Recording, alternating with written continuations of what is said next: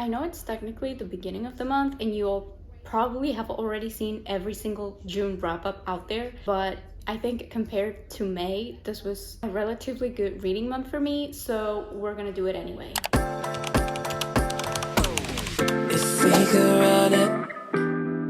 It's finally time for my June wrap-up. I read 7 books in June, and this time only 2 of those were for class. The rest I picked out myself. We had some really good ones and some others that had things that worked for me, but others that didn't. Out of these 7 books, 4 of them were physical copies and 3 of them were ebooks. The first book I read in June was Lord of the Wilds, which is actually an arc of a fantasy book that's coming out later this year. There were different things I enjoyed about the book. There was one thing that kind of brought it down for me a little because I could not really connect with the characters because of that aspect of the book. But I'm gonna start with what I really enjoyed. The first thing I want to point out about the book is the writing. I thought the writing was beautiful. It was very descriptive in a sort of lyrical way, and I really enjoyed that. It really made the setting descriptions and everything the main character felt feel much more realistic and vivid, and I really liked that. I also liked that the book was creating a sort of found family, which I think will be enhanced in the second book. And I always like found family, especially in fantasy books. I feel like that makes me root for the characters even more. However, when we get into the relationships that were created in the book, especially the romantic ones, I could not get into them, and it all comes down to the pacing of the book. If you can hear that, I am really sorry. But we're gonna hope for the best. For example, with the first romantic relationship that was created, it felt like the main character just changed moods so suddenly to fit a trope, like to fit the, I don't know, grumpy sunshine or the I hate you at first and then I help you. I don't know. I couldn't feel that transition. Like, it wasn't a smooth transition or a progression where you can see that he had reason to be mad or to be indifferent towards her, and then slowly you can see like the change. The transition from being angry with her to helping her felt just like it came up out of nowhere. I felt like we just jumped. Because of the pacing, I could not get really invested into the relationships that were created. I gave this 3 stars because I think it was really enjoyable, but if it wasn't for the pacing, I think I would have enjoyed it a lot more. The second book I read was The Kingmaker by Kennedy Ryan. I absolutely loved this book. I gave it 4 stars. There is so many things I wanted to say about this book that I now forgot. But one of the main things is that this is a book that I believe spans over a decade, if not a little more than that. And it has kind of like the thing done in romances where the main characters have a limited amount of time in the beginning to get to know each other, and then they fall in love and then they reunite years later. What I often feel happens is that the author will rather tell you that there's a connection because it's such little time that they're just telling you that they are in love, they're falling in love, and that there's something there. And so sometimes I don't feel it because I'm not seeing it. I'm just being told that that's what it is. And then when that period is over and they reunite, if you didn't feel it in the beginning, you're not going to be rooting for them later on, because the authors don't spend any more time building up. They already did that in the beginning supposedly, but you didn't feel it, and so now you just have to accept that they're in love, and you're not gonna like that. That's what happens to me often. But this book does something very similar. So they meet once and then they reunite years later for a week, and then I believe 10 years pass until they see each other. I don't know how, but she made it work. She showed me quite literally the connection that they were having, but because the foundation she laid for the relationship was not only based on lust or kind of like an insta-lovey thing, it was actually based on the values of the main characters and what they each stood for and what they did for each other the very first time they met. Another thing I really liked about the book is the fact that I have thought so much about how to explain this, so bear with me. A lot of the writing in the book is very reflective of the way the main character sees things. When you read it, you'll notice that she describes things in a particular way that kind of made it seem like actually lyrical writing and fantasy, except in a romance. The writing style was so embedded into the main characters and how they saw everything and how they spoke and how they thought. And I just thought that was brilliant. After the 10 years passed, after that 1 week, they meet again 10 years later. And he lied about something that she can't quite forgive at first. So you will get to see the tension and the angst, but mostly something that the author herself actually said, which is that she had a book that gave Scandal vibes.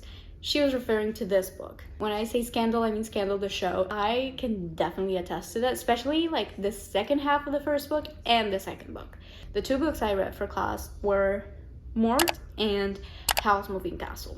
No rating, but these 2 were fantasy as well, and they were pretty fun. The next book was also a fantasy, kind of like a gothic fantasy, and that was Belladonna. I really wanted to love this book, but I wasn't obsessed, and there was definitely things that worked for me and things that didn't.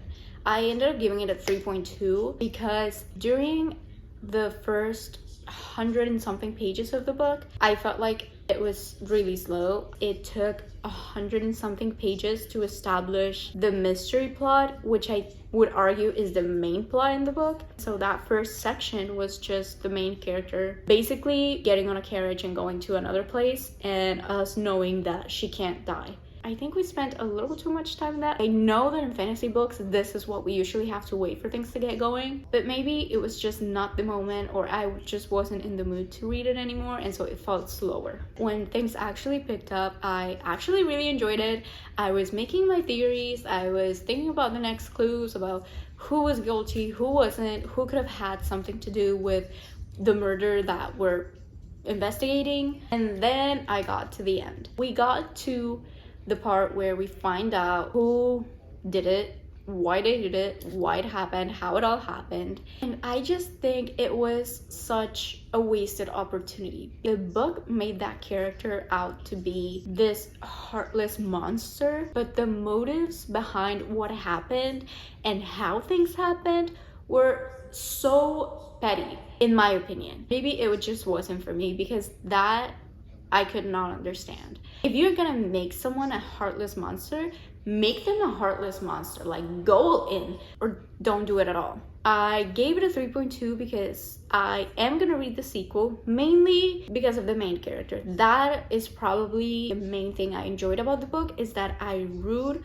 for, I forgot her name, Signa. I want her to end up in a house with a family, with people around her that genuinely love her and support her and see her as family. So I am gonna be reading the next book, especially because at the very end of the first book, we already established kind of like the general plot of the next one, and a new character gets introduced, and so maybe I'll feel like things will move on a little faster. The next book I read is probably my favorite of the month, although even though I gave this a little bit more, this and The Kingmaker are tied for like my best reads this month, and that is Flawless by Elsie Silver. You've probably already seen this book, especially because the latest book in the series came out recently. I just really enjoyed it. It had some of the cutest moments I have seen, and I was smiling, I was giggling, I was laughing, and the main characters were just so good for each other.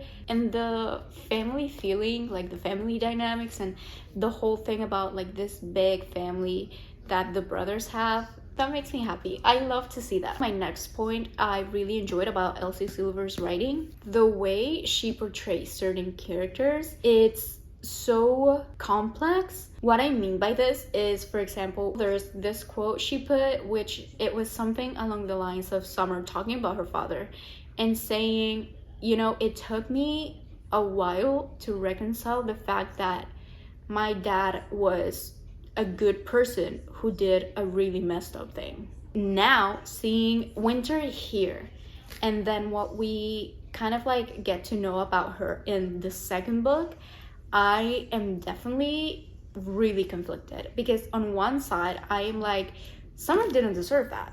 Like, she had no fault whatsoever about what happened. But then again, you think about the characters and the position they're in, like Winter and her mother, and you can't help to think, if what her father did, if he was the main character, would I forgive him? My first answer would be no.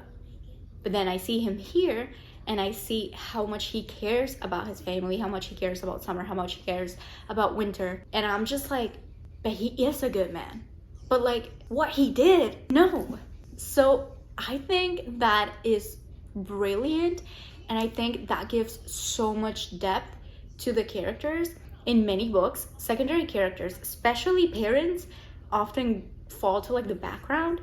And so the fact that Elsie Silver was able to put these conflicts in secondary characters shows how much thought she put into the characters. So I really enjoyed this book. And finally, my last book was also a romance, also one that I've seen so often on TikTok, and that is Practice Makes Perfect by Sarah Adams. I think you can tell that I really enjoyed this book.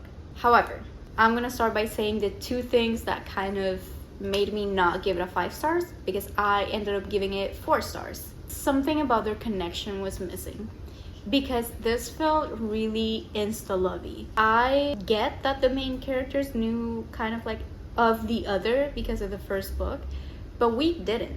I think they'd actually never interacted before, but then when they interact for the first time, they're already seeing each other and they're already attracted to each other.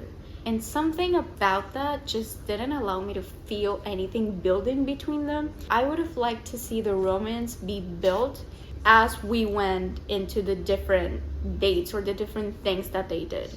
And then the other thing I want to touch upon is the fact that Annie has social anxiety. Now, there were a lot of things that I related to that she thought, obviously, especially the overthinking part. However, I feel like it was very contradicting, because what she said was often, I don't want to be taken as the baby of the family who has to be shielded, who can't say bad words. But the way she was written in certain situations, she acted in kind of like a childish way sometimes. It felt like it was using social anxiety as the excuse behind you will act this awkward or this or that. And that's not always the case. It just could have been portrayed in a different way. Like, again, what happens with the overthinking. But then other moments was kind of like childish, and I feel like they wanted it to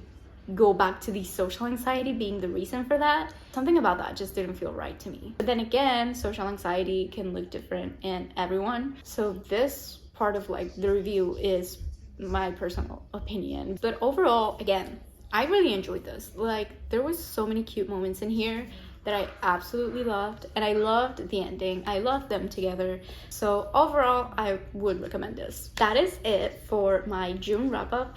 Let me know if you've read any of these books or if you plan to read them. I hope you enjoyed this video. Thank you so much for watching, and I'll see you in my next one.